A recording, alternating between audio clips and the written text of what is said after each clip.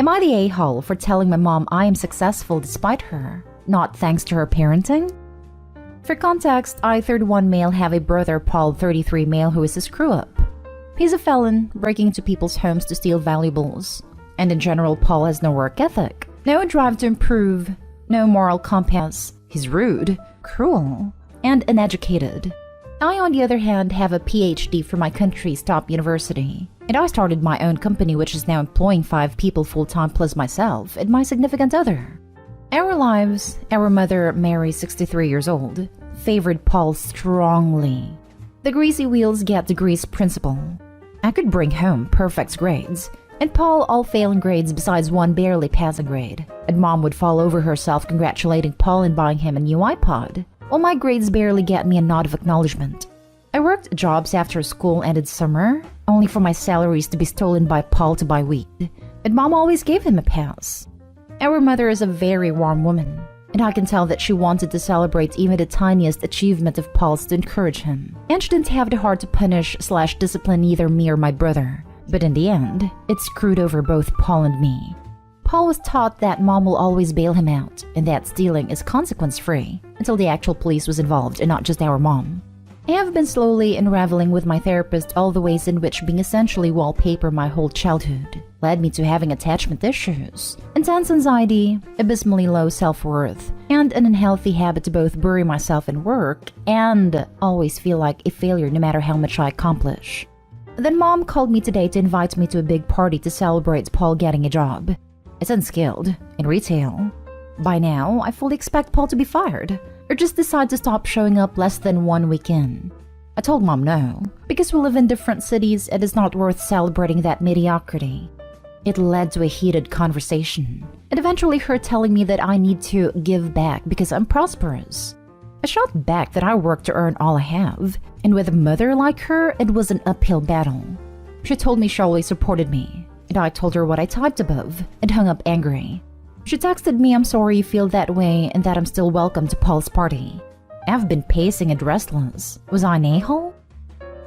Now for the top comments. Not an a-hole. It sounds like you reached your limit, and you're trying to set better boundaries for your own mental well-being. Definitely discuss with your therapist how you're feeling about what you said. Maybe they can give you a suggestion of how to address your mother in the future. I will. Therapy's Friday and it's gonna bother me until then, but I will absolutely address it with my therapist. If you haven't already, I suggest emailing your therapist what happened ahead of time, so they know what you want to address at a session, and or writing out what happened. It can help you relieve feelings and make sure you remember what you wanted to bring up. Hope the session goes well and helps you. Not an a-hole. I'm sorry you feel that way is a BS answer. You feel that way because of her neglect. And you're right. Celebrating him getting a retail job that you believe he'll lose in a short time is meaningless. If anything, further contact with either your mother or Paul will encourage them to start asking for things. She's going to expect you to allow your brother to bleed you dry just like she did. I think you're better off cutting both these people entirely loose. Not stay home. Your standards are higher and it would benefit you to stay away and visit Mom and the family on a different day when they aren't celebrating Paul. It'll put you in a bad mood while that's going on. I've been quietly trying to avoid seeing Mom when Paul is around, but it's hard because he still lives under her roof, and the distance means that each travel to see Mom is a tall affair lasting days. I rarely see her these days, and the pandemic just worsened what was already happening.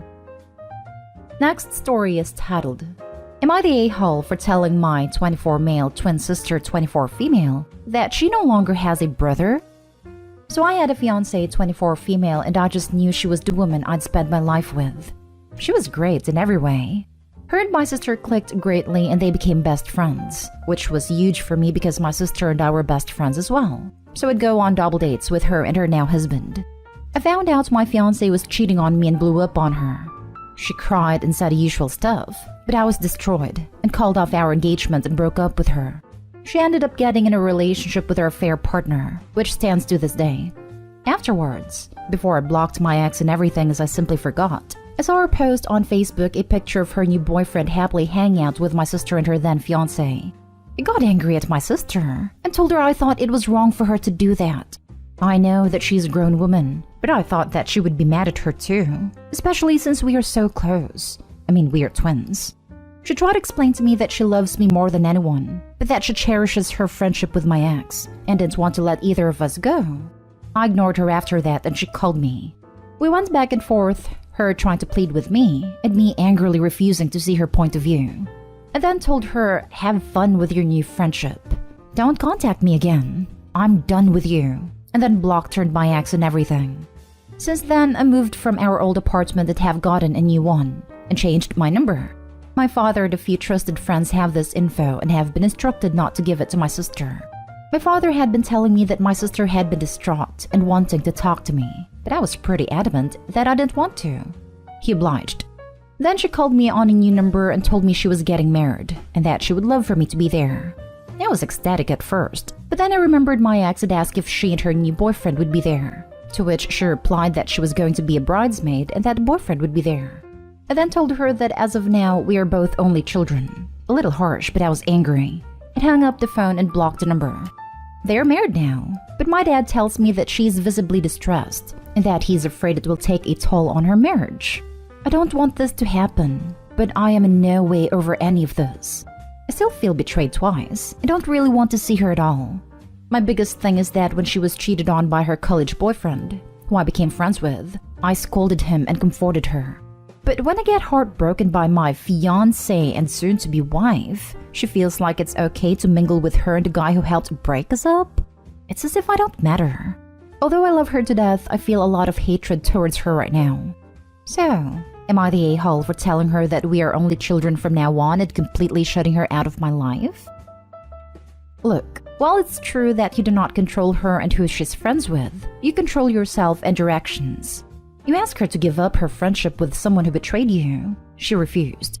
You decided that you didn't want her in your life anymore. The condition you've laid for her to be in your life is that she give up your ex. She doesn't want to. Clearly, she values that relationship than her relationship with you. Either that or she's expecting you to come around to her way of thinking. As long as you stick to your guns and don't go around harassing your sister or ex, I think you're not the a-hole. She's allowed to make her choices, but then so are you. I feel like that's what it comes down to. Sister had to make a choice and doesn't want to live with the consequences. Also, don't be swayed by your father's report about your sister being visibly distressed and is worried that it will have repercussions for her marriage. Anything that happens will be a direct result of her own decisions to value her friendship with your ex-fiancé over you. You certainly do not owe anything to her, much less your forgiveness in order to save her marriage or your relationship to each other. She made her own bed, and she can lie in it. Sister didn't want to let either of us go. And when she had to pick, she didn't pick you. But she wants to make amends? How would that work? She just wants to have her cake and eat it too. Not stay home. Also, your dad said that she's visibly distressed and that he's afraid it will take a toll on her marriage. How so? Unless she cheats on her significant other like her BFF did to you. If I had to guess, the husband was an OP side about all this and the sister ignored him to get her way. Not an a-hole. The amount of people who truly think OP is an a-hole is astonishing. Dude's life gets nuked, and you all are like, get over it. She can gloss over his heartbreak, but when he does it, he's in the wrong? So much for empathy. So many fakers out here. Next story. Am I the a-hole for refusing to go on a vacation with my family due to my bratty nieces also being invited? The people invited on a vacation. My parents, 48 female/52 male. My pregnant sister, 25 female, her husband, 29 male, and their daughter, 6 female/4 female. Myself, 23 male. My sister, 21 female. My parents planned a family vacation for us from December 26 to January 1. They rented a cottage upstate with enough room for all of us. I don't want to go if my nieces will be there. I know I sound like a horrible uncle, but there's a reason for it. My sister/brother-in-law are earth parent types. My nieces were born at home with only sister, brother-in-law, and a midwife, who doesn't have any medical background or credentials present. They literally let my nieces do whatever they want. For meals, my nieces are allowed to choose what they eat. So if they want ice cream or cookies, that's what they get. My sister/brother-in-law won't make them eat anything they don't want to. They aren't sending my nieces to school. I thought they meant homeschooling, but they are letting my nieces decide if and when they want to learn something. My sister calls it unschool. Neither can count past 10. They don't always get the letters of the alphabet right and neither can write their own name. They're more interested in the tablet or watching stuff online. I don't even know how this is legal, but I looked it up and it's here. My nieces choose their own bedtime, so they can stay up all night. They sleep with my sister/brother-in-law and can't sleep without their parents there, so all their sleep schedules are messed up. They can't stand to be away from sister to the point they follow her to the bathroom. My sister can't even go to the store without them or there's a tantrum. They are glued to her. My brother-in-law can get away with a few hours. One time we went skating, and it was just cold enough to be slightly uncomfortable. My niece didn't want to wear a coat, and my sister/brother-in-law didn't make her. They said she would experience the natural consequences of her actions, but she was 3 at the time. They've never been to a doctor.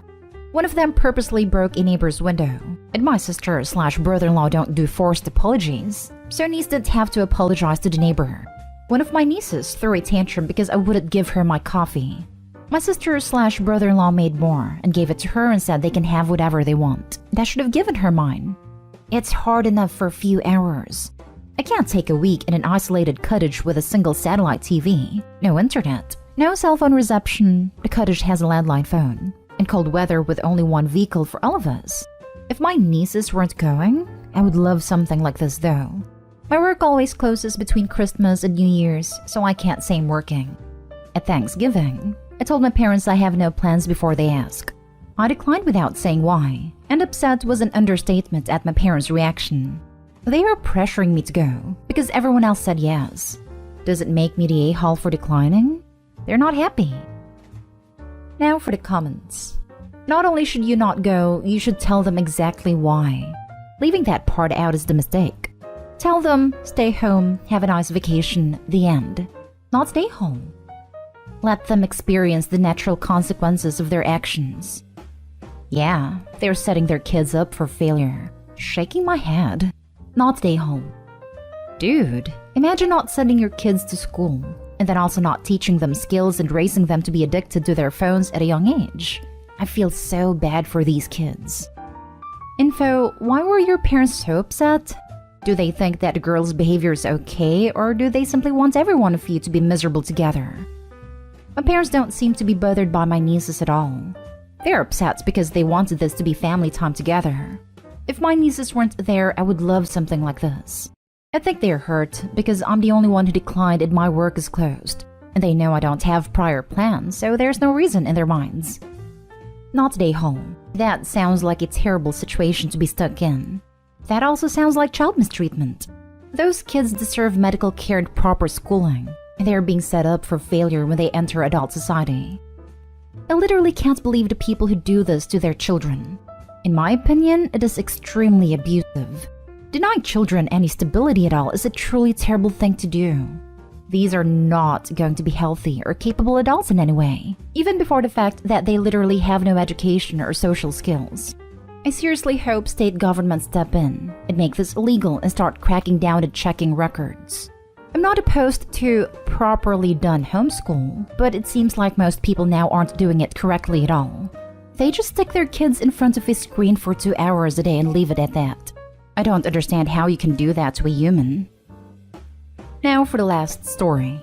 Am I the a-hole for not carrying on a tradition my family started with my step-family? My mom died 8 years ago. She had me, 17 female, my sisters 14 female, 12 female, and my brothers 13 male, 11 male, with my dad. Dad is remarried. His wife has 2 kids of her own, 10 female and 9 female, and together they have 2, 3 male and 1 female. When I was born, Mom bought me a necklace. Not a super fancy one, but something that could be customized and added to, and she added each of my siblings. And when they were born, they got them too, with all our names on them. We all have them. We all wear them. It's something special for us. A few months ago, my sisters noticed my baby brother's necklace and asked him about it. He explained it was a necklace our mom gave each of us and was a tradition we had as siblings. This brought up questions about why they and our half-siblings were never included. My dad asked me about it when he remarried, and I told him it was something I wanted to continue with the steps. He left it there. His wife did bring it up several more times, and ultimately was unhappy that I didn't want to keep it alive. Because I was always my mom's helper with them for my siblings, It was seen as changing the tradition if I didn't want to be part of it. My dad and his wife ended up getting a different thing to symbolize the blended family. But the question ultimately came back to the tradition started by my mom. My dad asked me the other day why I didn't want to continue the tradition with a step family. I told him it didn't feel right to me to continue my mom's tradition with people who are not my mom's family. He asked if that was the only reason. I admitted to him that I love my siblings more, and if I'm honest, I'm not sure love comes into the relationship I have with the steps or halves. That I don't feel very strong emotions for my step or half siblings, and I see even our future adult relationships differently. He told me he was glad I was honest. Yesterday, his wife cornered me and told me her girls are still upset we didn't keep the tradition, that they feel unaccepted, and like they're not true siblings and we're not a true family because I didn't want to do it for them. She then said my influence has my siblings feeling the five of us are more bonded to each other than with the steps and halves. She said not wanting to continue it shows that I'm okay with hurting people, and that it makes me a very cruel person. Am I the a-hole? You are not the a-hole. The necklace was a tradition with your mom, and your stepmom is never going to replace or take over the place in your heart where your love for your mom is. She has no right to try and manipulate you like this. Keep talking to your dad about how you were feeling as you navigate the situation. And I would tell stepmom that as an adult, her trying to bully 5 children who lost their mother and just want to keep her memory alive makes her a very cruel person. And a selfish a-hole. Not the a-hole. The tradition your mother started was for her children. Your stepmother's children are in no way related to your mother. Ignore her. Your decision honors your mother and is not cruel.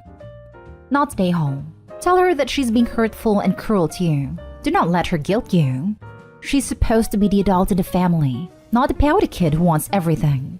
Do speak with your dad and let him know what your stepmom is doing and how uncomfortable you feel about her.